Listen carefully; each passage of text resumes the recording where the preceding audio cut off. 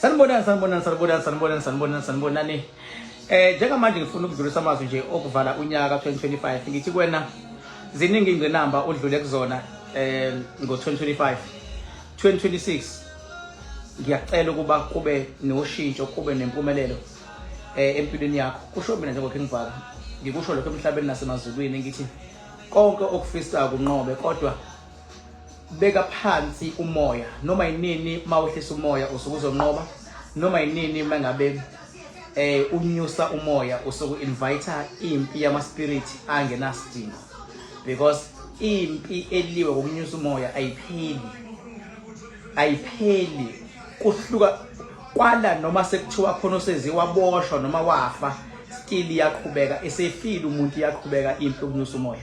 Kepha impi yokuhlisa umoya iyona eyokunqoba, ngoba bonke abantu ophile nabo uma ukwazi ukuzihlisa, ukwazi ukuphila nabantu, bayoshintsha bathi babe support structure to your journey.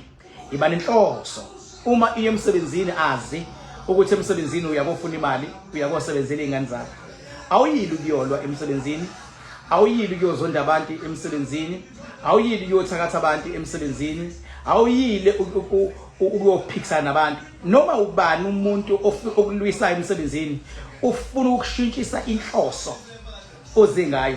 Khumbula, noma yinini umuntu befuna ukulwa nawe, zitshele ukuthi akuyona into oyizele emsebenzini wakho, akuyona into oyizele esontweni lakho, akuyona into oyizele emhlabeni. Emhlabeni uzele ukuzoqhubeka nesibongo sakini.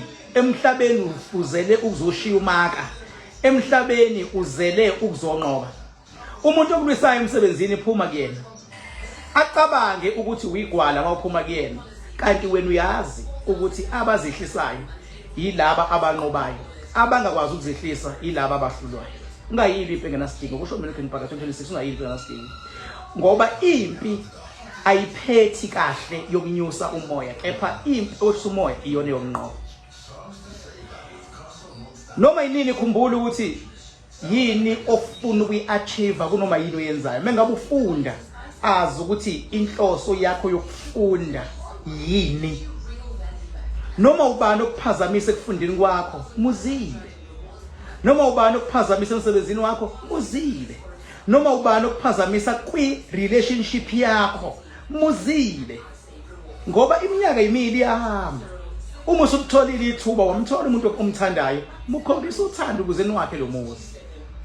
Ngoba awukwazi ukuthi uzosolve inkinga ngenkinga, awukwazi ukuxabana nomunye umuntu bese uthi uzolanda omunye umuntu azoreplace lo muntu oxabene naye, because uma ngabe kuukuthi wena ungakwazi ukudila nabantu ozwana nabo, uyowashintsha koze benini abantu. Kusho mina uPhingibhaka. Njengamanje ngimile ngithi mina kuwena funda ukuzehlisa noma unzima ukuzehlisa. Uma ngabe ubaba wekhaya noma umama wekhaya, azi ukuthi idlozi lakho lithembe wena ukuthi lo muzi uye phambili, azi ukuthi idlozi lakho lithembe wena ukuthi iplate noma kuzodliwa kulo muzi.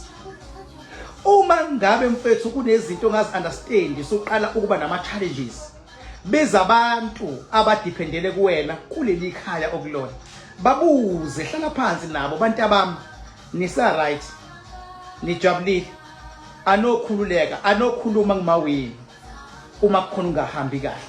Idlozi lakho lizosebenzisa labantwana ukukutshela ukuthi ngabe usahamba kahle yini, ngoba kuyenzeka uthi uhamba kahle kanti usuyageja. Kuyenzeka uthi umuntu umphethe kahle kanti usugejile.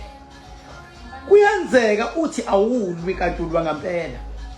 Mubuze umuntu ukuthi kusahamba kahle yini, ubezwe, uzizwe ikhalo. Uma bethi no baba sesiyakusaba manje, usuphenduka umuntu esimsabayo, kanti qala besikuhlonipha, shintsha nawe ukusabisa abantwana. Sibuze isithandwa sakho ukuthi ngabe inkuphi inkinga, masithi cha sithandwa sami ngikuthanda impela kodwa indlela ochitha ngayo iyangiphula umoya, shintsha.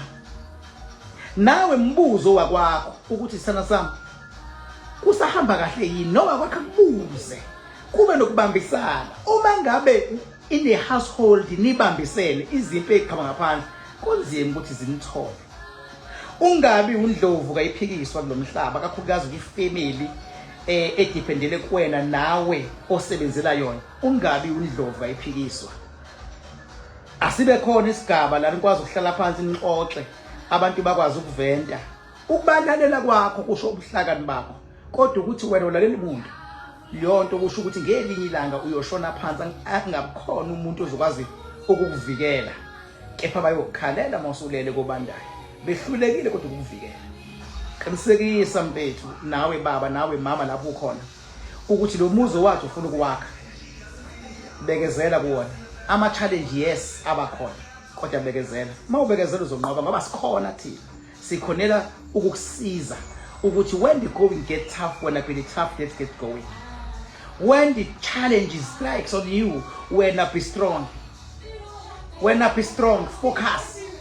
Keep on pushing up until you make it. Thank you so much. Enjoyani kahle unyaka wenu. Uvaleni kahle unyaka 2025. Welcome 2026. Sonke asingene siphephile. Suqale kahle. Sunqobe futhi. Uma kunezimpi ngiyonwela zonke ngoba khanda oil. Khululekani.